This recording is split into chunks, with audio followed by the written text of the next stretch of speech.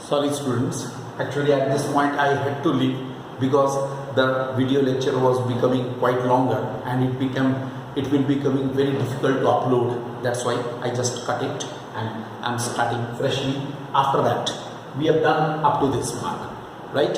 And you all know that net field actually due to the entire conductor, what to do?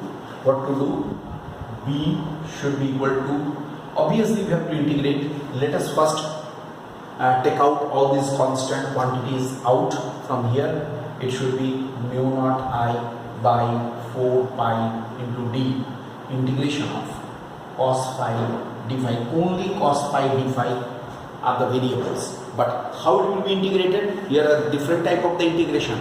The integration will be taking place over the angles. How? Look, we shall join this point and we shall join this point. Look here, we'll be joining it. Okay, with respect to this dotted line we are finding out phi. Phi is the variable, so from here upper side plus phi 2 and lower side here minus phi 1. It's very important. Look, always the variables, integration is taking place on what? Which variable? Phi. Phi is the variable over which the integration is taking place. That's why what we have done, how phi has been taken, sense of taking phi is with respect to the dotted line like this angle. So on upper side if you go, that is plus phi 2, in lower side is minus phi 1, negative side. So it is from phi is equal to minus phi 1 to phi is equal to plus phi 2. Then how much? It should be equal to mu naught I by 4 pi d, and here cos phi d phi is only sin phi. Here minus phi 1 to plus phi 2. We shall write mu naught I by 4 pi d. Look, mu naught I by 4 pi d. What we shall write here? Sin plus phi 2, okay, minus sin minus phi 1. Then ultimately what we are getting, final expression, mu naught I by 4 pi d.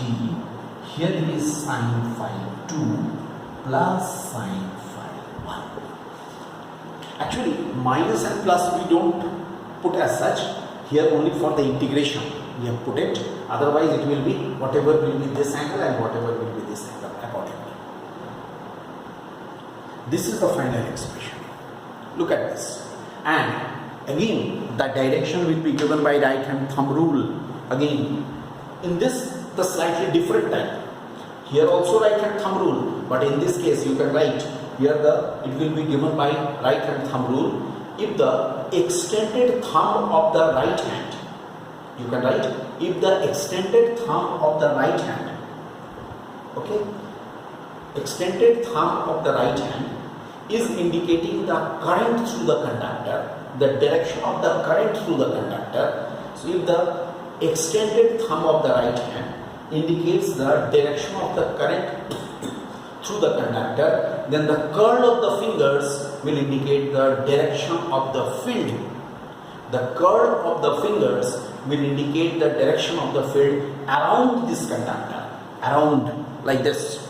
If this is the conductor, it is the current, then field will be around the conductor. It will be, how it will be entering? It will be entering by this way, like this. Current is upward, field will be like this, surrounding it, around the whole conductor. Alright, it is very clear to you. Now I discuss here two important cases. Let us now discuss two important cases. I write here special cases. Number one, for long straight conductor. Look, whenever I am talking about long straight conductor, it means it's none of the end is seen. It goes to infinity. This end goes to infinity. This end also goes to infinity. Right? Both the ends are extending to infinity. Then at the point P, field at P, right? Field at P. How to find out? For that, are you agreed? Mu phi 1 and phi 2 both will be equal to 90 degree. Again I remind you, this goes to infinity, this end Q also goes to infinity, then these joining lines will be parallel to the conductor. These joining lines will be parallel to the conductor, that means phi 1 will be 90 degree, phi 2 will also be 90 degree.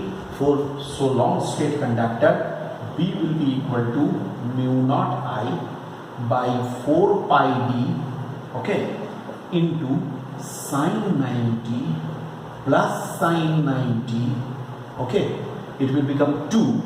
That means B is equal to mu naught I by twice pi d. It's very important result.